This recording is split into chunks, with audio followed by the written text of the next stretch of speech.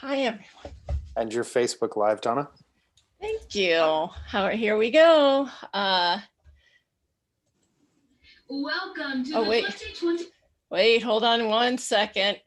Get a screen share first. Okay, here we go.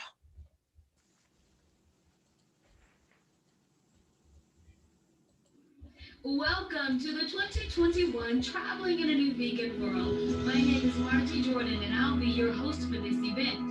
Now, Traveling in a Vegan World was created by an amazing group of travel advisors and bloggers who wanted to showcase the best of the world to you and do it while traveling vegan.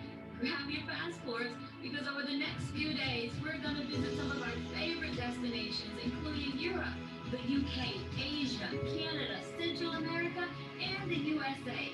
We're going to be talking about the national parks, we're talking about cruises, and we're going to help you pick the right all-inclusive for your next vacation. It's going to be an incredible journey as we get you excited about traveling, enjoying the delicious vegan cuisine, and making an impact in local communities. Thanks. Welcome. Welcome, everyone. Hopefully you can all see me out there. We're so glad that you decided to join us today. Welcome to Traveling in a New Vegan World. So I want to kick off our start of our event with an introduction of who your speakers are today. So first and foremost, we are visiting Europe and the UK, and we have a wonderful group of speakers for you. So let me introduce them to you. We have Gretchen Sheridan. Gretchen is the co-owner of the Vegan Travel Club, started in 2013, and it is based in USA and Italy. She focuses on small groups of like-minded people who enjoy whole food and immersion into the local culture. So I'm a big culture girl, so I'm enjoying everything that Gretchen has to say today. We also have today John Rubin. John is the owner of Vegan World Travel, and he specializes in all-inclusive international adventures. They're designed specifically for vegans and the vegan curious. Now, he focuses on abundant regional plant-based cuisine, cruelty-free activities, and the most important thing, vetted animal sanctuary and shelter visits. And he creates these really unforgettable once-in-a-lifetime experiences. We have Wendy Warneth on the call with us today, and Wendy is truly the world traveler. Let me tell you, she has visited more than 100 countries, and she is the author of the book Veggie Planet, as well as the creator of the award-winning travel blog, The Nomadic Vegan. So she uncovers treasures across the globe so that you can be vegan anywhere and spread compassion everywhere. I love that. And then last but not least, we have Donna Zeigfinger. And Donna is also going to be your moderator today. She is the owner of Green Earth Travel, LLC. It was founded in 1997 as the nation's premier vegetarian, eco travel agency. She remains on the cutting edge of destinations and conscious, offering a wide range of options for those who care about the planet. And I know you guys do. So Donna will be your moderator today, and her agency focuses on volunteer vacations and adventure travel. So I hope you enjoy the group of panelists today. They're absolutely amazing. And I hope you enjoy all of the tips, the travel, and the content that they share with you. So I'm going to turn it right over to Donna. Thank you, Margie. Thank you so much for that lovely introduction. That was wonderful. Before we get started, I want to do a little housekeeping here. Please mute yourself, everyone, so we don't have any interruptions. And if you have any questions, please post in the chat box. And questions will be answered at the end of the session. And this will be recorded so you can watch later, and we'll also have access in the Facebook group. And I'll put the Facebook link in there later in case you haven't joined. And with that, I'm going to introduce you to Gretchen of TICO Tours. Thank you, Donna. Okay, hello everyone. I'm Gretchen Sheridan from TICO Tours and the Vegan Travel Club. And today I'm really glad to be a part of this group. And I'm really glad to be able to speak today about travel. So at one point or another, everyone on the globe has been in some kind of lockdown. And now with the announcements of all these vaccines that are coming out, there's a really positive energy all across Europe and the UK to reopen.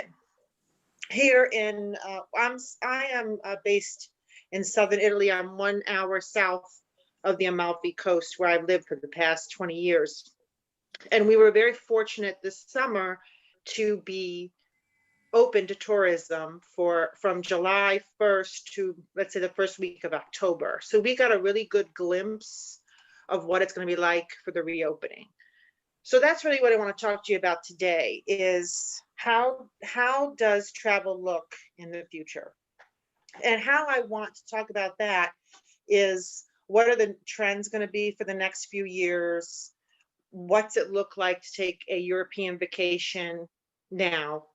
And what we did this summer, my personal vacation, so that you can get an idea of what it looks like. So here you'll see in the pictures, this first slide is where I live. This is 1 hour south of the Amalfi Coast.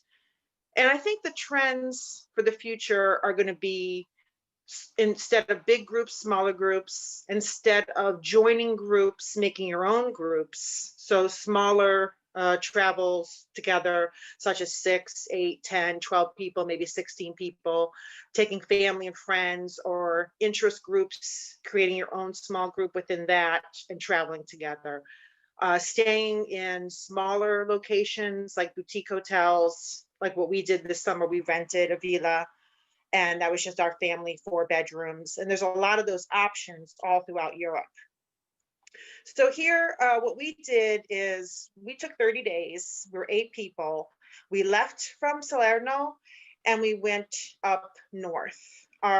We spent 1 week down at the beach. Everybody knows what a beach vacation is. It's the same as it was before. You rent it, you go down to the beach, get a little sun. And then we started to go up north. Our first stop was Bologna, Parma, and Modena. Modena is the home of balsamic vinegar, so we stocked up on that. And then we went to the Ferrari Museum. Now here, we're now in major cities. So we stayed in Modena overnight. We rented a small apartment. It was like 4 bedrooms. Gretchen, Right. can you tell me when you want the next slide? Okay, you can switch to the Ferrari slide. Next slide. Next slide. Okay. Okay, and then so the Ferrari Museum. In the past, you could just go to the Ferrari Museum, buy a ticket, and go in. This year, you had to register in advance, pick a time spot, and they only allow a certain amount of people in at one time. So these are the small little things that you're going to have to face taking a vacation in Europe in the future. Then from Modena, we went up through the Dolomites. Next slide, please. Then from the Dolomites, we passed up through Switzerland, then went to Strasbourg, France. And that's the next slide. Now, what I really want to talk to you about is what's a classic European vacation. So eating outside is part of traveling through Europe. Those things haven't changed, and they're not going to change for us in the future. Outside dining has always been the rage throughout Europe. Here, this picture, we're in Strasbourg, and this is the canal that goes through.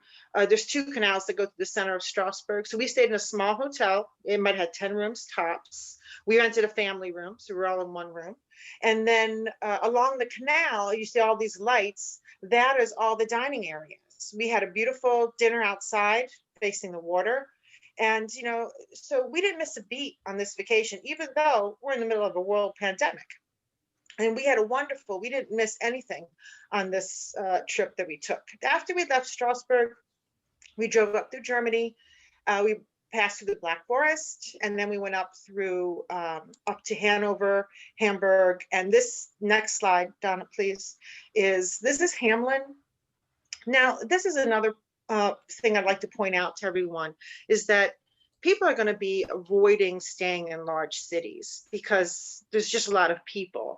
Now, there's so many great places that you can stay outside of major large cities. This is a little town in Germany called Hamlin, and it's the home of the Pied Piper.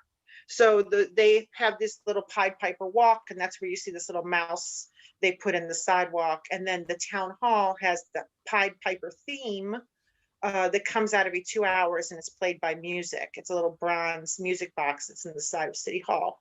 And this other building here is the oldest building in downtown Hamlin, and it's all made out of wood. Now, it's been several things. It started off as a tavern, and then it turned into a full-scale hotel, and now it's a apartment with a shop underneath.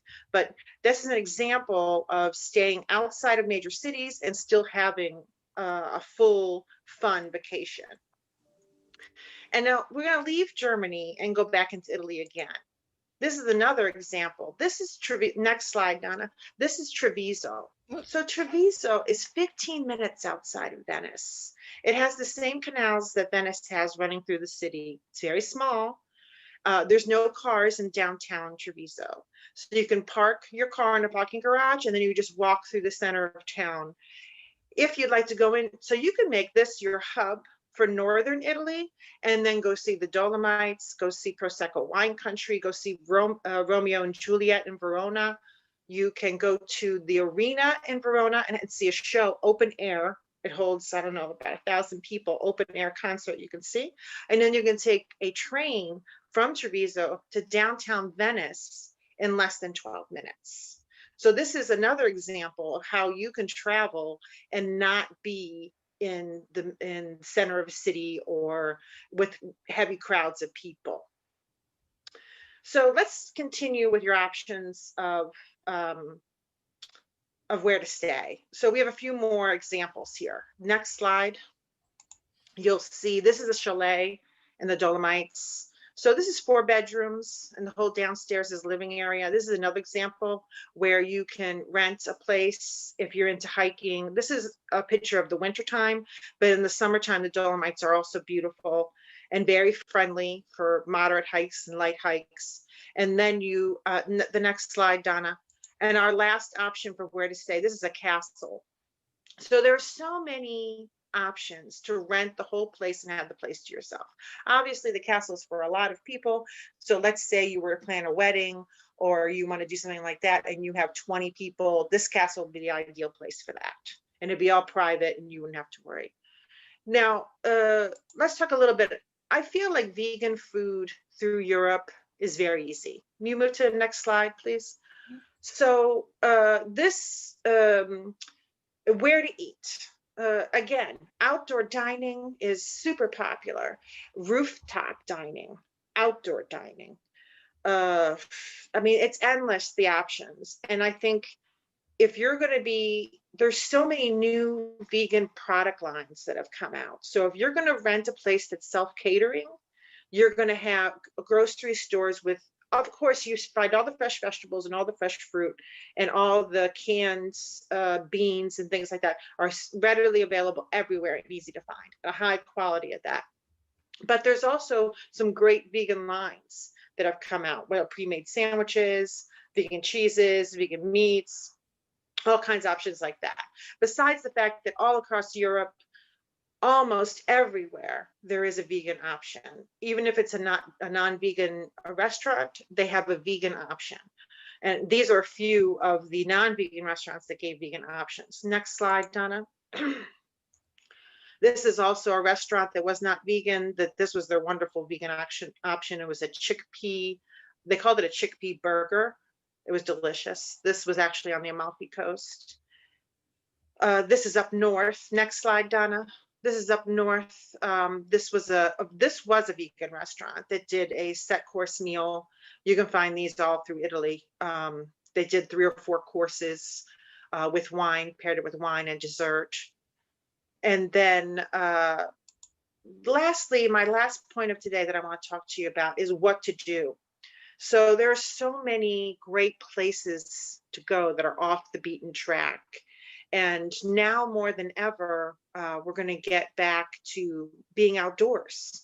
There are so many private villas with gardens that you can visit. If you move to the next slide, Donna, you can rent a boat for a few days and take a cruise. That's what the Mediterranean is all about, all through Italy, Spain, and Greece. Boats are readily available. You can rent them for 3 days, 5 days, 1 week, and have a beautiful vacation. And then lastly, all the hikes that there are to do through Europe. It is really from the easy walk is this picture from what I'm showing you here. This actually is probably one of the easiest hikes you'll ever do. This is Maratea, and it's the second largest Jesus in the world, the stone Jesus that they have here. And this takes maybe 20 minutes all flat to walk up to it and look at the spectacular views all around it. And there's very, very little people up here at any given time. So this is just an example of some of the things that you can do throughout Italy and Europe if you're planning a vacation in the next year, year and a half. And now I want to pass it to Wendy, who's going to take it more off the beaten track and the back roads of Portugal. Thank you. Great, thank you, Gretchen. Can everybody hear me okay? Okay, yeah, that is a great segue into what I'm going to be talking about Portugal, which is where I live. This has been my adopted home for the past 4 years or so now. I am based in Lisbon. Donna, can we just pull up the first slide of the Portugal session, which is, okay, here we come. And you can go to the next one, which is a shot of Lisbon, which is my beautiful adopted hometown. This is the Alfama district, and we have amazing vegan restaurants here and lots of vegan friendly restaurants as well. Also in Porto, if you go to the next slide, Porto is the second largest city in Portugal, and that also has some amazing vegan restaurants too. But that's not what I'm going to talk about today. I've written about both of those cities and other places in Portugal as well on my blog, The Nomadic Vegan. So at the end of the session, I'll leave some links in the chat so that you can find those specific articles that tell you about all of the best vegan eats in Lisbon and Porto, and some other places as well. But today what I wanted to focus on is how do you get out off the beaten track and out into nature in Portugal and do that as a vegan. So if you want to go to the next slide, Donna, I'm going to be talking about an experience that I had this past autumn where I walked the Portuguese route of the Camino de Santiago. If you haven't heard of the Camino, it is a medieval pilgrimage route that leads to a place called Santiago de Compostela in the northwest of Spain, which is where the remains of St. James are said to be kept in the cathedral there. And in recent decades, it's had a resurgence in popularity, not just among religious pilgrims, but also among people who might not be religious at all, but do it for various other reasons. And it's a fascinating way to experience a country really in depth, walking on foot from village to village and seeing parts of the country that you would normally never see when you're traveling in any other way. So this is what my husband and I did. If you go to the next slide, Donna, you can see us starting out on day one of our journey with our special Camino masks on. And this is actually right outside the front door of our apartment where we live in Lisbon. This is one of the reasons that we chose this route. We've actually been walking the Camino for several years now. There are many different routes that starts in different parts of Europe and all finish in Santiago. So we've done a different route every year for the past 4 years since 2017. And in 2020, when, like Gretchen was saying, Europe was pretty open and things were still pretty good here during the summer and into the beginning of the autumn, and cases numbers were quite low in Portugal. So we were able to walk, but we still tried to, stay close to home and avoid public transport. And so we did that by actually just walking straight out of our front door and walking all the way to Santiago. So this was more than 600 kilometers and it took us 32 days. So I'm going to show you a little bit about what we saw and also mostly what we ate along the way and how you can do this as a vegan. I have to say that traditional Portuguese cuisine is not very vegan friendly, unfortunately. Most of the main dishes will feature either meat or fish, but I never let that stop me from going anywhere. My motto, as Margie said earlier, is that you can be vegan anywhere and spread compassion everywhere. So I'm going to show you how we were able to do that in rural Portugal. So if we go to the next slide, our usual breakfast was these cookies or digestive biscuits, which are accidentally vegan. And there are a couple of brands that make several different flavors of these. This brand is Bouillon. There's another brand that's called Vital Day. And these are really common. You can find them in pretty much any grocery store here in Portugal. If we go to the next slide, for lunch, we would usually self-cater as well and prepare our own lunches. That worked out really well for us because it meant that we could stop whenever we felt like it, and we didn't have to wait until we arrived at the next village and, you know, try to figure out what options might or might not be available there. So we did do some planning and to check out what supermarkets were going to be along the way and where we should stock up, because some supermarkets are definitely better than others in Portugal when it comes to having vegan options. Lidl was the best in terms of having ready to eat takeaway vegan food. So this was a very typical lunch from Lidl that we would eat, which was hummus and tabbouleh. Sometimes we would get a can of chickpeas and add some more chickpeas onto the tabbouleh, or you know, they have some other salads and things that you can take away as well. If we go to the next slide, another very typical lunch for us would be sandwiches that we would make along the way, and we would fill them just with whatever we could find, but typically tomatoes, avocado, hopefully hummus. It's not always available, but we would try to find some kind of spread. And we did actually carry a few lightweight packets of veg pate, and that would be kind of our backup spread for the days when we couldn't find any hummus. And of course, we did have plenty of snacks along the way as well. The next slide is one of my favorite accidentally vegan snacks in Portugal, which is called fava frita, and it's just fried fava beans. So you can find this in the same place where you would find nuts and dried fruits and things like that. It's really high in protein, it's really easy to carry, and also super widely available in Portugal. So that's one of the accidentally vegan foods, but sometimes we did find things that were not accidentally vegan. They were actually very specifically made for vegans, and we found them in the most unlikely places. So the next slide is a photo of an ice cream bar, a vegan ice cream bar that we found in a tiny village called Habasal. There are about 300 people that live in this village. It just has one tiny mini market. So we went in there to see if we could buy a bag of chips or something, absolutely no expectations. And it turned out that they had vegan ice cream bars. So vegan products definitely are becoming more widespread in Portugal, even though we do still have a long way to go before we catch up to the UK, for example, which John is gonna talk about a bit later. And then we would also sometimes forage for our own food. If you go to the next slide, you can see me holding a handful of figs that we picked along the way. We were walking in September, so it was fig season here in Portugal, and there were wild fig trees everywhere, and the fruit was just falling and, you know, rotting on the floor. So yeah, we picked up quite a few figs, and now every time I think of a fig, I'm going to think about the Camino because it was a big part of our experience. And then finally for dinner, if we go to the next slide, you can see a typical dinner that we would get at a local restaurant. And in this case, we wouldn't self-cater for dinner most of the time. We would typically, like I said, self-cater for breakfast and for lunch. But then for dinner, we would eat either in a local restaurant or in an albergue. Albergues are like hostels, but they're not youth hostels. They are specifically for pilgrims, for the people who are walking the Camino de Santiago. And so here in this case, this meal was at a restaurant. And like I said, traditional Portuguese cuisine is not very vegan friendly. So most times you won't see any vegan option.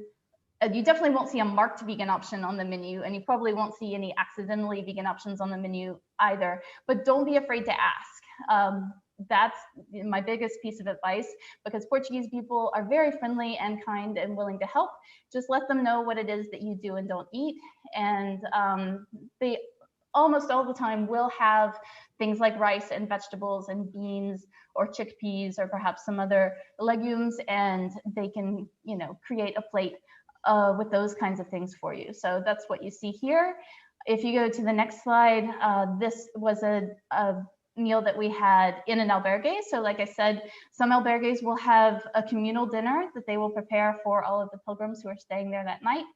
And in those cases, when we stayed in albergues that did have a communal dinner, they were always willing to accommodate us as well. They're actually more accustomed to getting these kinds of requests because most of the people who stay there are foreigners. So, you know, they're more exposed to different kinds of eating. So this was, again, was pretty typical. It was some black-eyed peas, some local, some couscous, and some salad. And then if we go to the next slide, there are a few local dishes in Portuguese cuisine that are already vegan or can pretty easily be veganized. So here's one example of migas, which there's a few different varieties of migas. It's made in different ways in different places, but this one is with local greens and black-eyed peas and breadcrumbs. If we go to the next slide, another one is cataplana, which is normally made with seafood, but it doesn't have to be with seafood. You can put whatever you want in a cataplana, because cataplana is actually just the name of the receptacle, this metal dish that you see that the food is cooked inside. That's the cataplana. So you can ask them to make a cataplana just with vegetables, maybe chickpeas or something like that if they have it, and it's really delicious. And sometimes you will find restaurant owners and other hospitality staff who are very aware of veganism and do actually make a real effort to cater to vegans. So in the next slide is a great example of this. This was a local restaurant in a town called São João da Madeira. It's not a touristy town at all. Tourists don't go there apart from the, like I said, the pilgrims who pass through. But this restaurant owner really made a special effort to add some vegan options to his menu. So this is a francesinha, a typical Portuguese dish, which normally is not vegan at all. It's stuffed with a bunch of different meats, melted cheese on top. Often there's an egg on top as well. But this one was actually made with vegan cheese and with either mushrooms or different types of vegan meats on the inside if you wanted. So there were some really nice surprises like that along the way. And just one more of those surprises I wanted to share in the next slide. This was in an albergue that we stayed in called Heartway Pilgrim House. And I happened to mention to the owner of the albergue that it was my veganiversary. That day that we stayed there is the day that I was celebrating my 6 years of being vegan. So in the morning when I woke up, she had breakfast prepared for us on the table, and I had this present waiting for me, which was actually brownies. She had made vegan brownies so that I could celebrate my veganiversary, which I was really touched by. And just one more photo of food that we ate along the Camino.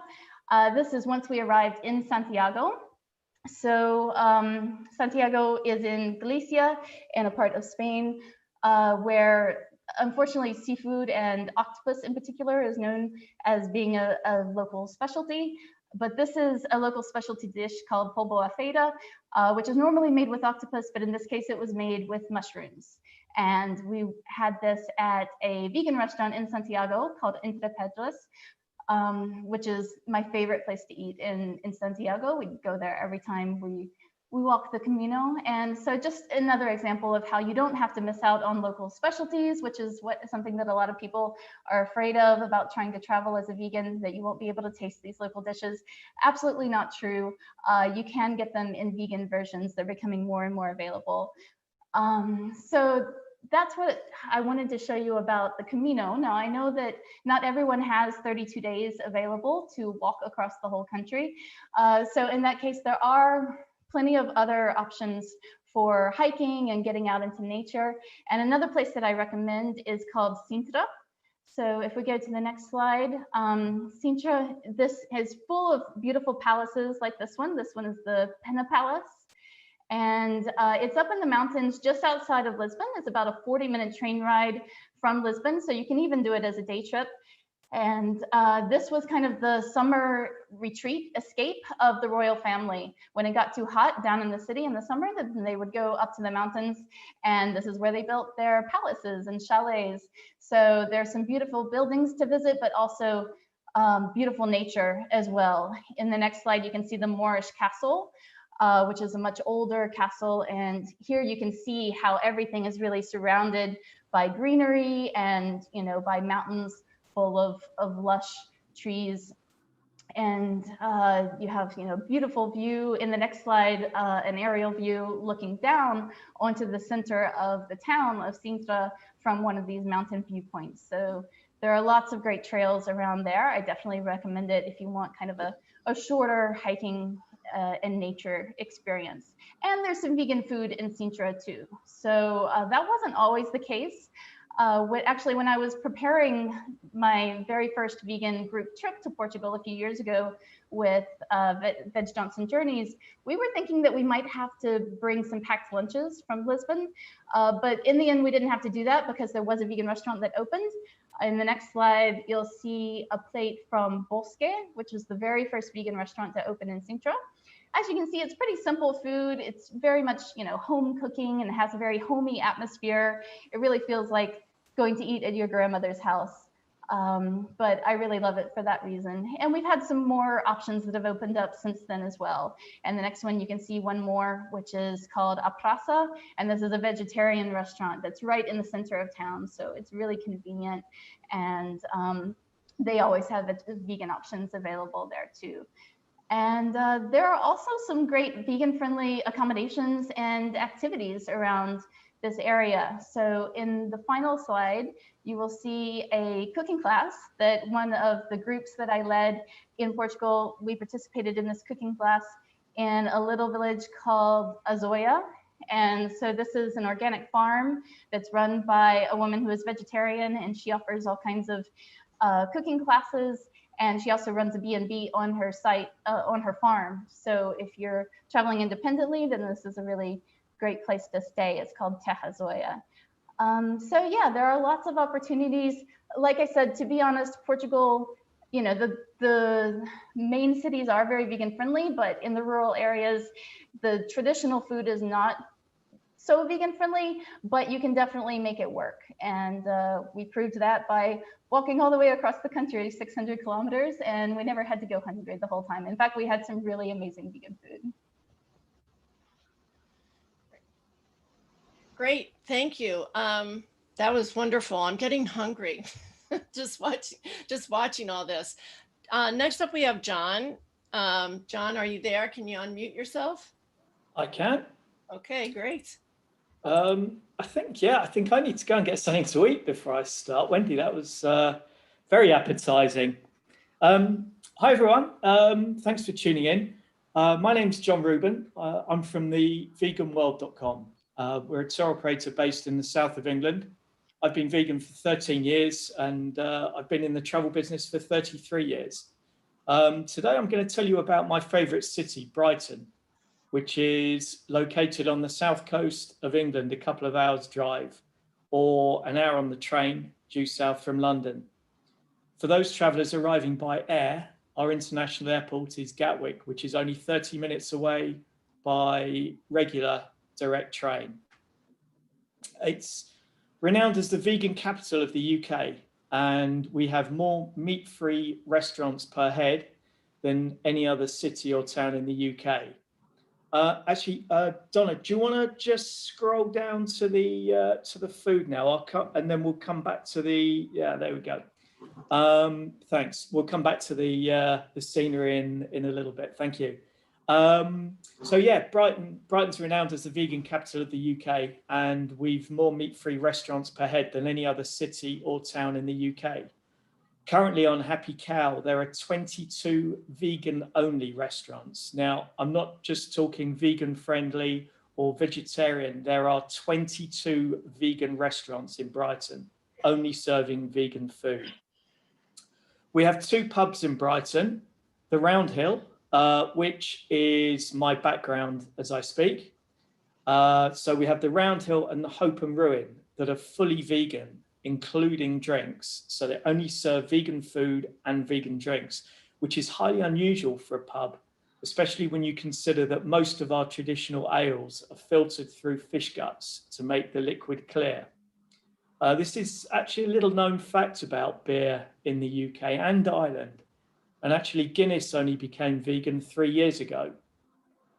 The people from the Round Hill pub also opened a vegan cafe in the nearby town of Lewes. And their Brighton pub actually won Best Roast Dinner in Brighton, which is amazing really when you consider how many meaty restaurants serve meat roast dinners in town. Another proud award winner is Purezza. This is a vegan pizza restaurant. They've got 2 branches in the Brighton area, and they won a top prize at the World Pizza Championships. and they also won the National UK Pizza of the Year in 2018. So again, bear in mind, this isn't just for vegan food. This is like including meat and vegetarian stuff. It's just amazing food there. Another proud winner from Brighton is What the Pitta, which is a vegan kebab restaurant, and they won Kebab of the Year a couple of years ago. So we've got a great choice, and the centre of Brighton is really easy to walk around. I'd say that probably of the 22 vegan restaurants, that 20 of them are within a 15-minute walking radius. Like most cities, the majority of Brighton's vegan restaurants specialise in junk food. You know, like I've mentioned, we've had kebabs, pizzas, there's burgers, hot dogs, veganized traditional English breakfasts, and vegan chicken. But there's a couple of new places that have opened up recently with amazing salads and proper healthy cooking and stir fries. The place that started it all off is one of my favorite places anywhere in the world. It's called the Cowley Club. Everything's vegan here, but it's not a pub or a restaurant. The Cowley Club is a volunteer-run social centre, and it houses a cafe and a bookshop during the day, and a members bar during the evenings. They have small gigs there for local bands. There's a capacity of about 100 people, and it's run by volunteers.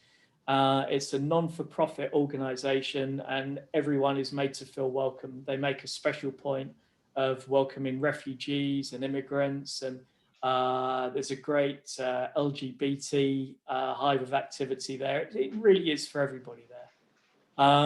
It's started by a very inspirational local guy called Harry Cowley, who was involved in grassroots social activism. Hi, sweetie, I'm plugged in. Okay. So this guy, Harry Cowley, was involved in grassroots social activism from the 1920s until he died in the 70s. He helped organize the unemployed. He moved homeless families after the World Wars, and he was a key figure in confronting the fascism in the 1930s.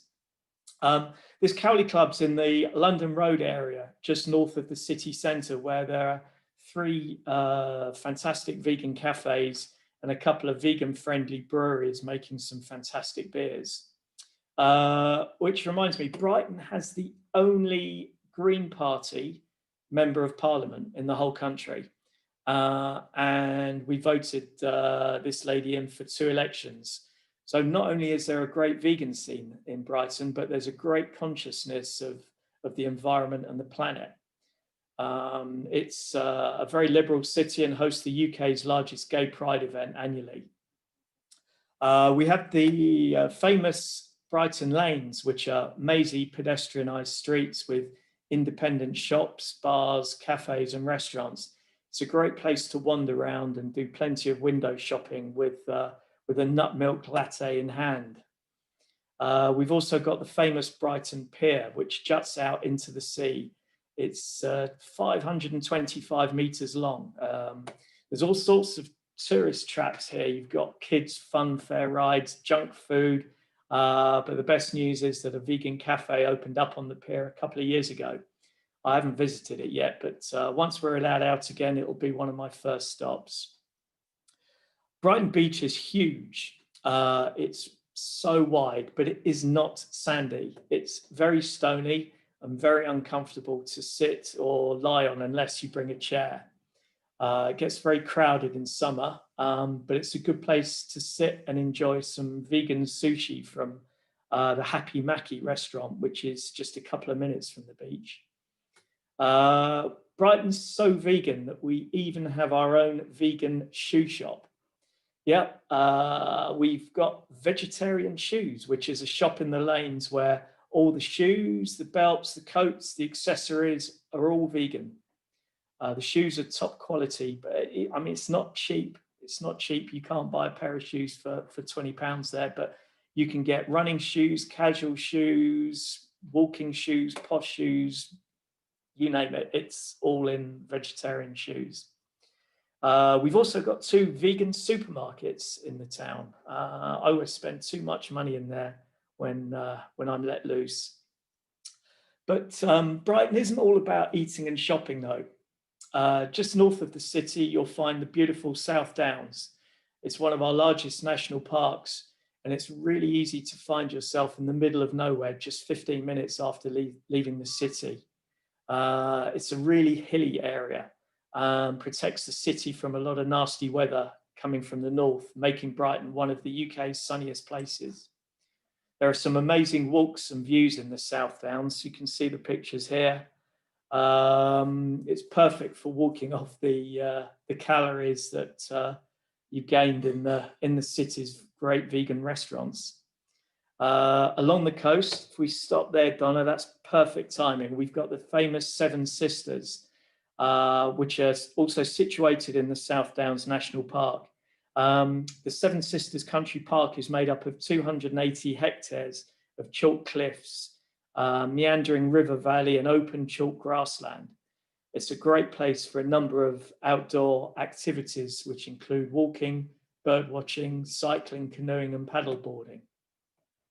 In the city centre, you'll find the Brighton Pavilion, which is an amazing exotic palace right in the centre. It's got a colourful history. It was built as a seaside pleasure palace for King George IV. And the historic house mixes Regency grandeur with the visual style of India and China. There's a definite resemblance to famous palaces of the East. The only thing Brighton lacks, I'd say, is a vegan hotel. For our tour to Brighton in September that we're running, we're using a 4-star hotel located near the station and in the hub of things.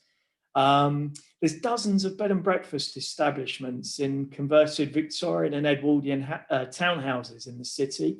But as yet, we don't have a vegan or even an eco-friendly property to push.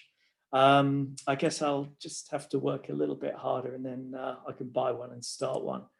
There's also great nightlife in Brighton. You've got pubs, clubs, bars of every type, and you'll never go hungry or thirsty, and you'll never be bored here. Any vegan traveling to the UK should come and visit my adopted city. I'd be delighted to point you in the right direction. And if I'm around, I'd love to show you around.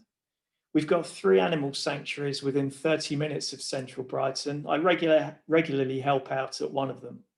It's difficult to arrange visits currently, of course, but when hopefully this virus is gone soon, we can organise trips to see where and how the animals are cared for.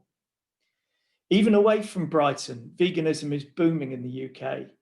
55% of Brits have eaten more vegan alternatives since the pandemic started.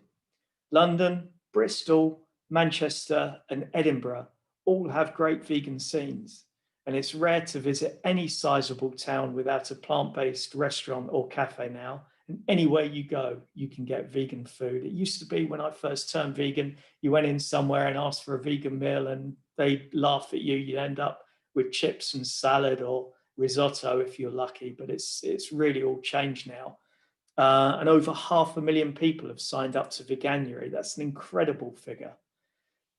One of our biggest chains, Wagamama's, they've cut a load of meat dishes from their menu now and they've replaced them with vegan dishes. Half of their menu now is vegan. This is a place with 200 restaurants around the country. I'm convinced they will become eventually the first big restaurant chain in the UK to go fully plant-based. Deliveroo is an online food delivery service. In January, they saw a 153% rise in searches for vegan food in their app compared to December so far. The number of restaurants catering to vegans on Deliveroo has doubled in 12 months. I'm really proud to say that the UK is ahead of the world curve in recognizing that veganism is best for animal welfare, the planet, and for human health. Thank you. Thank you. I am really getting hungry and it's not even, I just had breakfast. Anyway, I'm Donna Zeifinger and I'm the owner of Green Earth Travel. And I'm I'm going to give you the history of me and Ireland first before we talk, about things that I recommend for people. Ireland has come a long way to being vegan. Probably in the past 20 years, right? I think I first went to Ireland, it was around 1999 or 2000, and they were absolutely no vegan options, or very few, even in the big cities. Well, we didn't really go to any big cities back then. We were able to fly into Shannon and fly out of Shannon, so we didn't go to Dublin. But really, there was no vegan options unless you got a salad, and that was about it. And you couldn't even drink the Guinness back then. When we went there the first time, we were fortunate to stay at a bed and breakfast, which is actually the one that's pictured behind here. I don't know, you can see it over here. It's a place called Rocky View Farmhouse. We were fortunate to stay with them. It was in a sleepy town called Fanor, right outside of Doolin. And the owners were making not only breakfast, but they would make dinner, and she knew exactly what to do for vegans. So I felt really lucky. And when she made her breakfast, it was enough that we could carry it with us for lunch the next day. It was fabulous. I think back then there was maybe one restaurant in Galway. Again, I didn't go to Dublin back then, so I didn't know, but there was one vegetarian restaurant in Galway and a health food store, and that was it. And I would just stock up and just, take what I could get. But the next time we went there was about, and I need to do my slides as well. Let me back up here a second. So we started in Shannon, which is like down this area, and we went over to the Cliffs of Moher, and that's in Fanor is right around there. A little time, I don't know if you can see my pointer or not, but it's that little pointed area right above the Cliffs of Moher.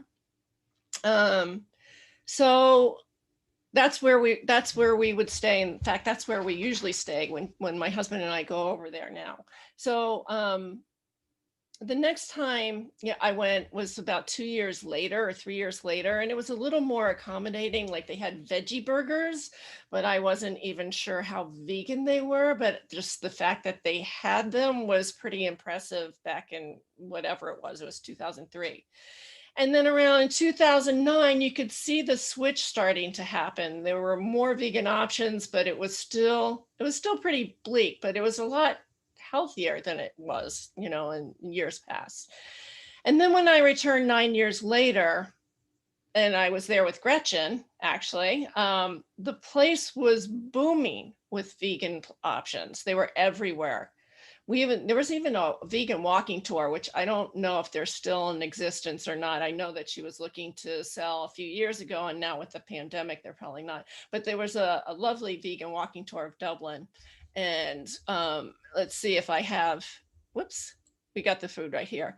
This was a couple of the restaurants we went to. One was Blazing Salads, which was on the left, and the other one was Cornucopia, and these were both in Dublin. And then they even had Guinness, which, how could you not go to Ireland, right? You have to go to Ireland and have Guinness. So we were able to drink our Guinness and our whiskey or whatever. I don't drink a lot, so let's get that straight right now. I don't normally drink a lot, but there I'm going to have a Guinness. Again, in 2019, when I went back, Burger King, which I know is not a lot of people's favorites, but they had the Impossible Burger before we did in the States. And they were everywhere. It was everywhere. I mean, there were vegan options in almost every restaurant, especially in the larger cities. And if they didn't have vegan options, they were kind of frowned upon with us, to be honest. But where do I travel when I go there? And I can, I'm going to back this up. So again, we typically, when I send people to Ireland, I typically have them fly in Dublin. We used to have them fly into Shannon, but Shannon is a little bit tougher these days. They don't have as many nonstops, but it is an easier airport to fly into because you're not in this big city. So I typically now will have people fly into Dublin and then head west for if it's a first time. I can do the Northern Ireland next time. It's fascinating there, but I'm going to focus on the South and the West right now. So, you know, what I would tell people is all you need is 1 to 2 nights in Dublin. Just, you know, and it also, you can leave that morning if you don't want to stay in a big city, you want to head out into the outside world. And, you know, it just is going to depend on when you arrive and how tired you're going to be. So again, I showed you the blazing salads and cornucopia, both were fabulous. We also had, let me see if I can find it in here. Vegan tea. I don't think I put it in here. You know, that was one of the pictures I didn't put. All right. So I thought I had it in there. We had a vegan tea at in Dublin, that at the Dublin Castle, which was phenomenal.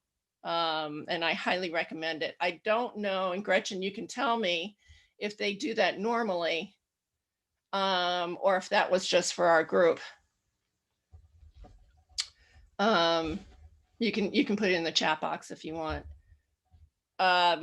So Yeah, they do have vegan options at that cafe. It's actually in the museum. In the museum, in the Dublin Castle. They do have vegan options. We had a private room that day because we were 20 some people. They Right. don't do that. They don't have that whole section open all day vegan, but they do have the private. They do have just the regular vegan options. I would say 10% of their menu. Right. It was fabulous though. I loved Very it. good. I mean, It it was was very good. really good. You couldn't, you know, I'm a sweets person to begin with. So, what to do in Dublin? There's a lot of fun things to do if you're going to just stay there for the day. Some of the fun things were the Dublin Castle, St. Stephen's Green, but what I really liked, and it was like totally surprising and off the guard, was the Irish Rock and Roll Museum. I'm a music freak, so that's part of what I liked. They have, you know, you can see Thin Lizzy. I don't know if you guys remember the band Thin Lizzy, but they're an Irish band, and everyone from Thin Lizzy to the Rolling Stones and David Bowie have played there because it's not only a museum, but it's a small theater. So it was kind of fun to see all these, you know, little interesting pieces about these musicians. For most of the people that travel there for the first time, I, again, will send them to the West Coast. And then typically my favorite thing to do for them is to have them stay at bed and breakfast properties. One of the reasons is you get to know the people, you know, whereas in a hotel, it's a little more cold, you know, it's not as cozy. And the people at the B&Bs will tell you about places that you wouldn't normally go to if you were in a big hotel or in a big group. As far as vegan breakfast, I would say the majority of them love to do something different. You know, the places I've gone to will go over and above for you. As I said, they make breakfast so large that you take them for lunch, you know, in a brown bag. But you need to let them know ahead of time. You know, I have come across a few that wouldn't do vegan and I just kind of skip by them. But I know I'm also an certified Ireland specialist. As an Ireland specialist, I, you know, contact the B&Bs ahead of time for my clients and for myself, just to make sure so that they can go grocery shopping and have all the right foods for you. All right. So, another option is to book a townhouse in or a villa. And now this is not the villas here, but this is in a town called Adair. And they have a manor, and I wish I had posted the picture of the manor and more of the town because it's really a lovely little town with these thatched roofs. But they have a manor there, which has villas in them, and they're like 3-bedroom villas. So you can fit up to like 6, 7, 8 people in these villas and have kitchens so that you don't have to go out and eat at all, or you can just, you know, eat when you want to and not have to, you know, anyway, it's just a self-catering place. And they're great for family stays. So, and again, if you have a kitchen, you don't need to go out and eat all the time. I as far as transportation goes, I highly recommend that you get a car rental. I don't, unless you're going to be there for a month, the bus system really is not worth it. So I recommend people getting car rentals. And also with the car rentals, you can get into these little tiny towns that you can't with the bus systems or staying in a big city at a hotel.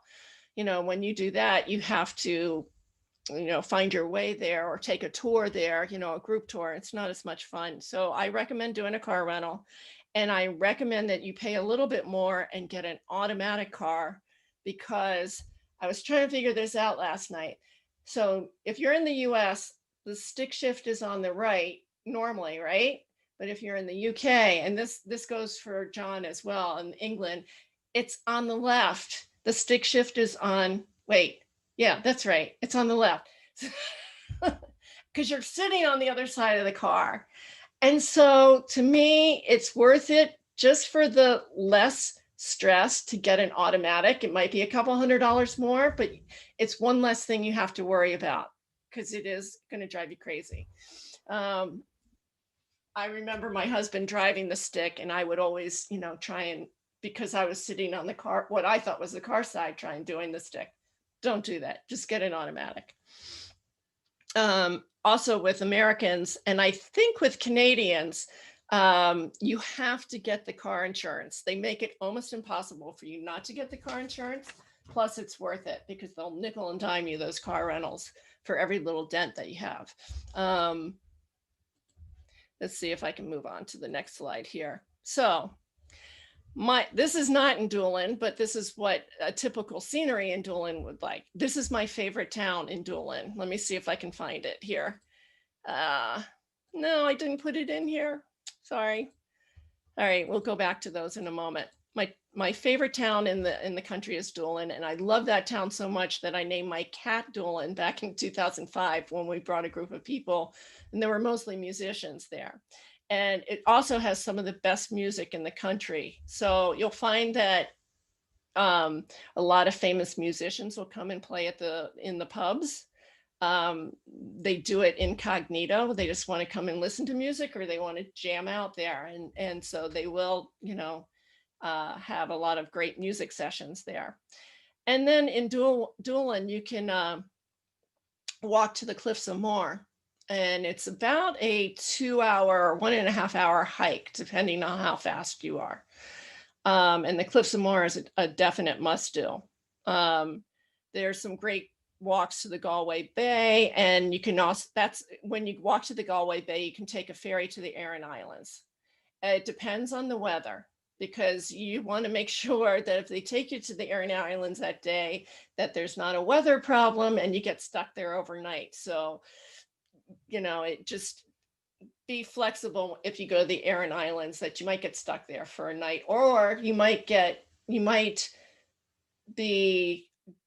start in Doolin, and because of weather problems, they'll drop you off in Galway and you have to take, transportation back. So just be very flexible about that. The last time, Ireland has just come a long way. The last time we were there were in Doolin, there were two very vegan friendly restaurants in the small town. I think one was called Cafe Doolin, and I think the other one was a pub. Doolin is, as I mentioned, very close to the Cliffs of Moher, and it's a must see. There is also a chocolate place that Gretchen and I went to, we brought our group to, and it's called the Hazel Mountain Chocolate. In fact, I still have their tea. They have vegan chocolate, and they would have vegan, if I remember correctly, Gretchen, remind me of this, they had vegan chocolate baskets there for us. And I don't think it was just for us. I think this was something that they sold on a regular basis. And they also gave us a really nice little vegan lunch there. And at the website, if somebody wants to put it in the chat box, is hazelmountainchocolate.com. You can actually order online from them. They had some really good chocolates. If you love perfume, there's a little perfumery in the Burren area. It's called the Burren Perfumery. Name. Anyway, they have lunches there, and they do amazing vegan lunch, and you get to watch all how they make their perfumes, and all of their perfumes are cruelty free. So I know that some of the people are probably asking what the burn is. The burn, and this is all in the Doolin area. The Burren is a region of County Clare in the southwest of Ireland, and it's a harsh, very harsh landscape. It's all rocky. It's a beach area, but it's what John was talking about, where it's rocky. It's not something where you can just sit around and, it's not white sandy beach, but it's absolutely amazing. It's full of cliffs and caves and fossils and rock formations and archaeological sites. It's on the Atlantic coast. It's home to thousands of seabirds, including puffins. And the last stop I'm going to talk about was probably one of my favorite things to do. It's a city called Cork. You can set this as a main place to stay and do day trips for them there. Same thing as Doolin. I actually recommend that you do the same with Doolin if you just want to not travel around a lot. You can do everything from the Blarney Stone Castle, which I don't recommend people kiss the stone because, well, you wouldn't want to kiss the stone now because of the virus, but I would never recommend people kissing the stone because it's gross. I went to see the Blarney Stone at Castle, and it's beautiful and the grounds are beautiful, but you couldn't pay me to kiss that stone. They have you you're upside down, kissing the stone 2 stories up. Not a good idea, but go see the grounds. All right. So the Titanic experience in Cobb was another experience another thing that we did. And that shows you, actually, I have a photo of that. Let me go. Here it is. There's the Titanic in Cork. And that's the actual pier right there. Dingle Peninsula, which I'll back up now. This little doggy here is from the Dingle Peninsula. It's a really quaint city. Where am I here? Okay, it's got some amazing scenery and hiking. They've got this crazy museum that it's called the Celtic and Prehistoric Museum. It's a very small place. My guess is it's not open right now, but I'm hoping it'll be open later this year. And by the way, the Dingle Peninsula is totally closed right now. I just read about it yesterday. So hopefully this summer it'll be open. But this museum has everything from prehistoric dinosaur bones to Celtic art. And it's just like all in this one little spot. It's just one of these places that you can find off the beaten track just by driving around. There's all these kinds of places down there. But the Dingle Peninsula is also called, we're going to have to wrap it up in a moment. The Dingle Peninsula is also called the part of the Wild Atlantic Way. But the best thing on this trip is the donkey sanctuary. And I'm going to show you this right now. This is my favorite part. This is my adopted girl, Julianne. And you can see how happy she is on the right to see me, right? She was one of the few donkeys that was actually born at the sanctuary, so she's never seen any kind of cruelty in her life. The majority of them are rescues, and they have seen some really horrific things, but they're really well taken care of. I don't know if you can volunteer while you're there, but it's certainly something that you can look into. I went to Ireland 20 years ago. I found this flyer and I decided that next time I go to Ireland, I'm going there. And that's what happened. And I go there every time. They have, at any given time, they have over 700 donkeys and mules. And they are just, to me, the cutest. I've fallen in love with donkeys. They're the cutest things on the planet. And they're so sweet.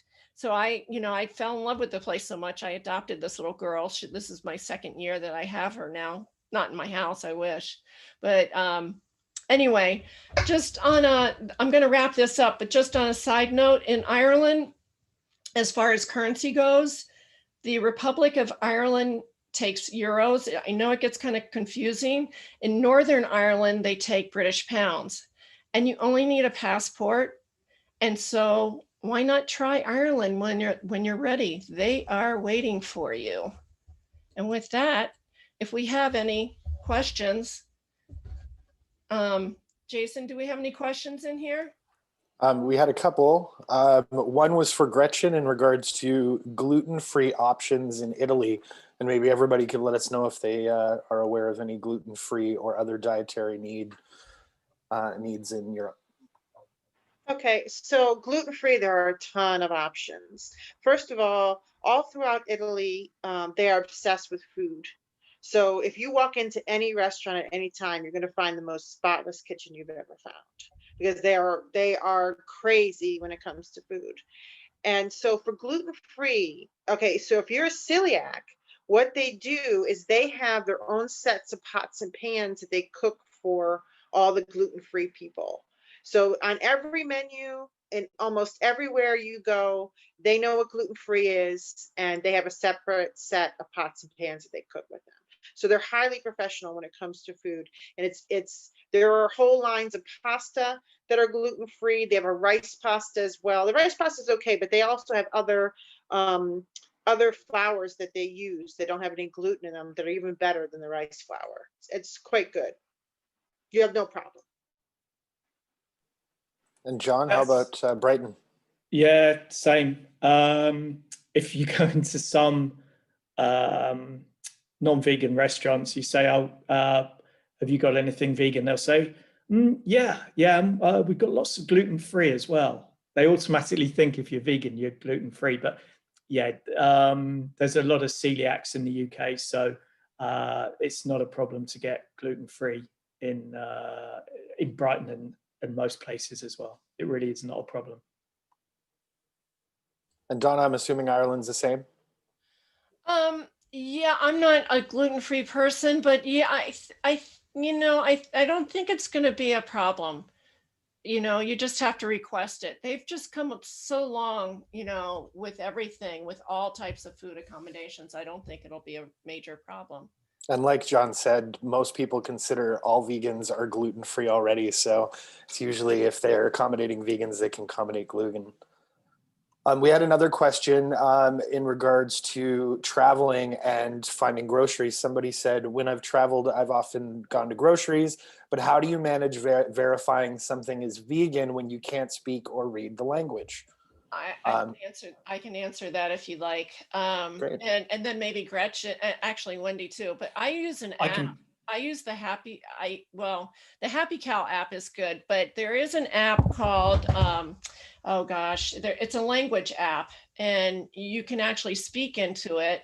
And I'll try and find it and post it on the Facebook chat.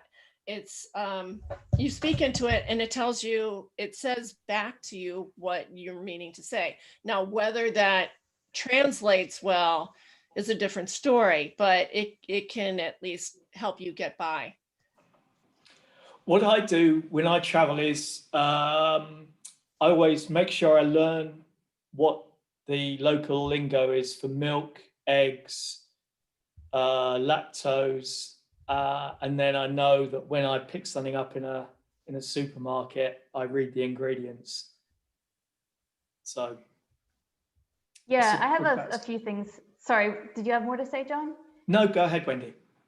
Yeah, I have a few things to say about this because I'm a big language geek. So I actually recorded a podcast episode recently with Bryety. I don't know if Bryety is still on here. If she is, maybe she wants to weigh in. I know that she did join us at the beginning. Bryety Reed, who is going to be presenting in another session, in the Asia session. She has a podcast, the World Vegan Travel Podcast, and she and I talked all about learning languages and lots of language related tips in her podcast that was just released a couple days ago, the World Vegan Travel Podcast. So maybe I'll direct you there. But yeah, I would also say translation apps can be good. It varies a lot depending on the language. So it works pretty well, I'd say, for Romance languages, for languages that are fairly close to English. If you're going English to French or English to Spanish, that works pretty well. If you're going English to Japanese or English to Chinese, it works a lot less well. And, you can end up saying some pretty wacky things that you didn't intend to say. But yeah, like you, John, I also highly recommend trying to learn a few of those keywords. in the local language. Also, speaking specifically about Europe, almost always on the packaging, any allergen will be marked in bold in the ingredients label. So that's kind of a shortcut. You can just look for, in most cases, just look for the items that are in bold. And if, for example, if it's egg or milk or any other kind of milk related product or seafood, that's going to show up in bold. Obviously, there are some exceptions that wouldn't show up in bold, which would be lard, for example, or some other kind of meat related something. But generally, if it's like a pack of cookies or a pack of crisps where you think there might be milk in it, then yeah, the bold thing can be an easy shortcut. And lots of things are specifically labeled as vegan now, with an official symbol, the little V symbol that shows that they are vegan. So it is getting easier and easier to identify things. Another kind of app that you can use is the Google Translate app with the OCR, which you can actually hold it up to, say, a menu or an ingredients label on a package, and it will translate it for you right in front of your eyes. So, literally what you'll look through, what you see when you look at the camera will turn into English, and again, it'll be an automatic translation. It's not going to be perfect, but a lot of times that can help you identify whether something is vegan or not, either on a menu or on packaging in a supermarket. And I'm going to be doing a whole series of blog posts about useful words and phrases for vegans traveling in different parts of the world. I've just posted the first one, which is Chinese. So if you happen to be going to a Chinese speaking place, then definitely look on thenomadicvegan.com, and the most recent blog post there is those useful Chinese words and phrases. And I do have posts planned for European languages as well, for Italian and French and Spanish. That's great. John, you have a couple of questions here. James is asking if you notice much regional variation in terms of vegan availability in the UK. His wife is from Darlington and his sister-in-law lives in Marlow, Bucks. Wondering if he believes vegan options seems a lot more limited in the Northeast. Yeah, I'd agree, James. Without being regionalist, there's a lot of working class places up in the north of England, Darlington. Yeah. I think if you're from Darlington, the nearest places to go for decent vegan options would be Newcastle or Durham City. I think you'd have to stick to the big chain restaurants to get vegan stuff in Darlington. Marlow, certainly, it's a lot further south. It's a very affluent place, Marlow. So yeah, you won't have any problems getting vegan options in Marlow. But yeah, it's definitely it's definitely a thing. It's more macho up north. People wouldn't like to admit that they're vegan, perhaps. So yeah, there's definitely a regional difference in getting vegan food for sure. So there's another question, John, from Laura. Laura's wondering if you, in terms of staying in Brighton, she knows that you have mentioned there isn't many vegan hotels, but wondering, is it relatively available and easy to find homes, apartments to stay in for 1 or 2 week periods in Brighton, similar to Airbnbs, so they have access to a kitchen? I guess it would probably be Airbnb, or there's a lot of local places in Brighton that are advertising apartments to stay, depending on the time of year, really. If you come in summer, it's going to be expensive because a lot of people from Britain come to Brighton for summer holidays, and especially over the weekends as well. People from London come down and from all over the south of England. So if you can avoid July and August, you'll save a bunch. A good time to go would be May or June, but make sure you avoid. There's some events going on just slightly off season in Brighton that you need to avoid. There's a massive music festival called The Great Escape. I guess that won't happen this year, but probably for 22 it'll happen again.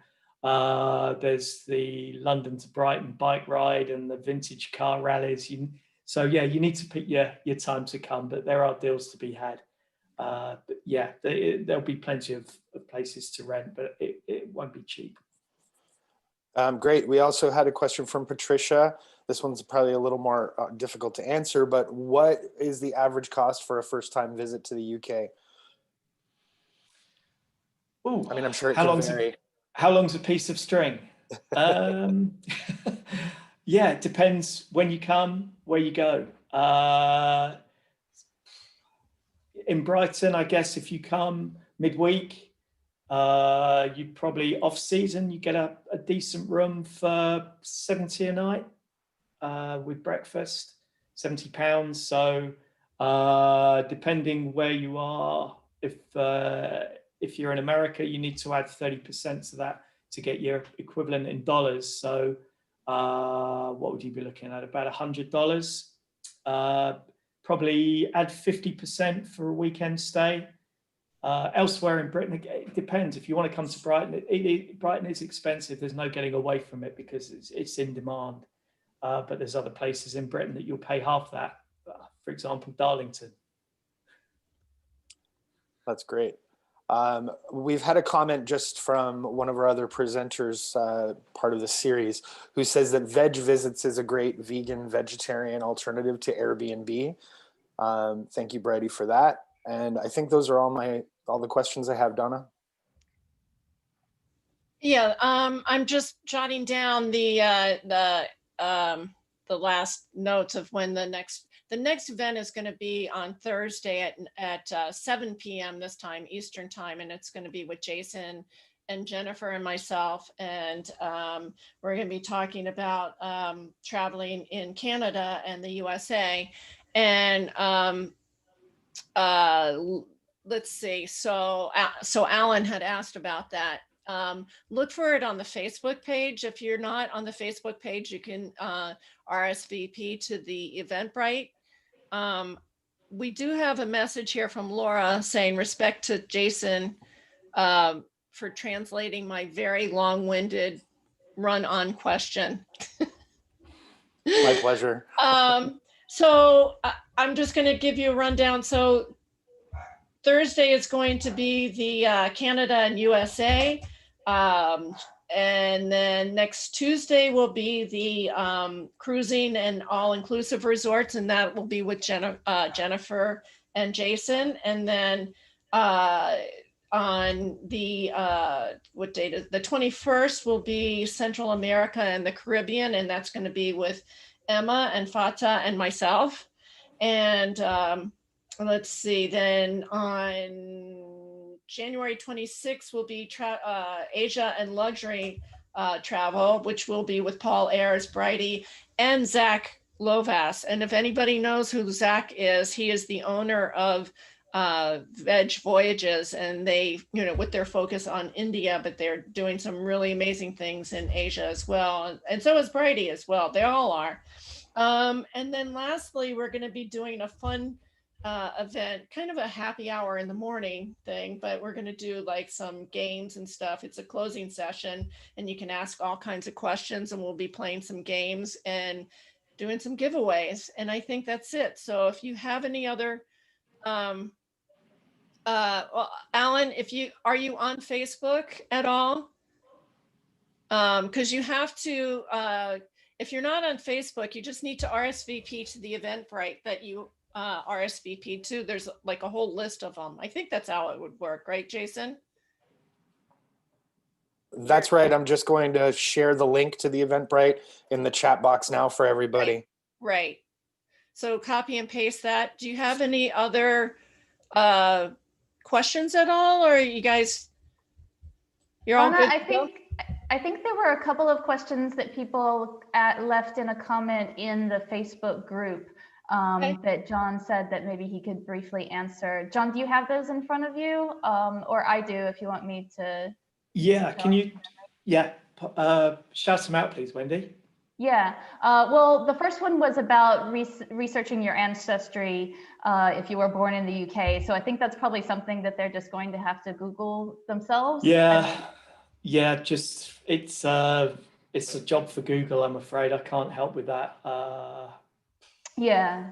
Yeah. Okay. Sorry. And the other one was someone who's looking for a self-catered trip where she books her own accommodation, and she wants help with picking an area that has easy access to moderate coastal walks, vegan-friendly eating out options nearby, and itinerary planning.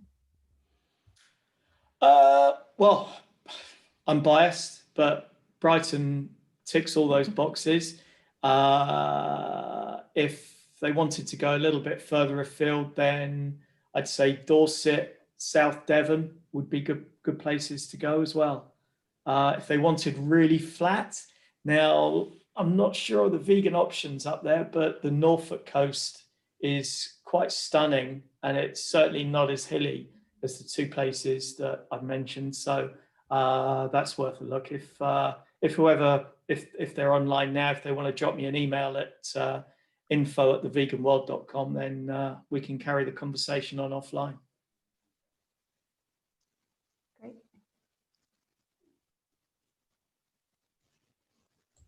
Well, I want to thank everyone. Are there any other questions, Wendy, before we leave? Is that it? Those were the only two that I saw Okay. in the group earlier. Yeah. Yeah, and we can answer them if they're on the Facebook page. I think you now have the Eventbrite link, so please respond to it for Thursdays and then next week's, whatever one you want to join us on, and please try and come for the closing session because it's going to be a lot of fun. And I really want to thank everyone. Let me just get out of the sharing here. I just want to thank everyone for joining us. It looks like I have a few of my clients here now that I can see. But I really enjoyed this, and we hope to see you guys on a trip, and we hope to see you next week. Thank you. Thanks, Donna. Bye. Thanks. Bye.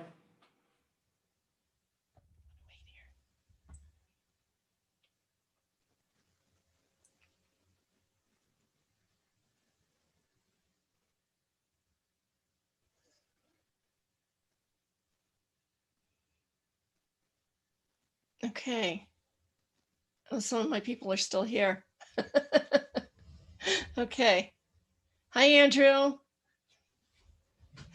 I was just about to hit the leave button when you said hi, Andrew.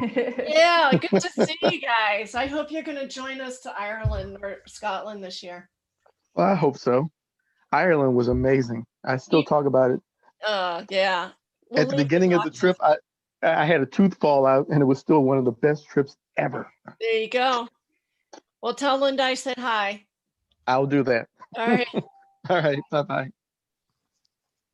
Okay.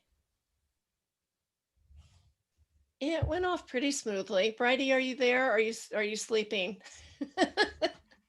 Wait, Jason, you're muted. You're live recording still. Oh, sorry.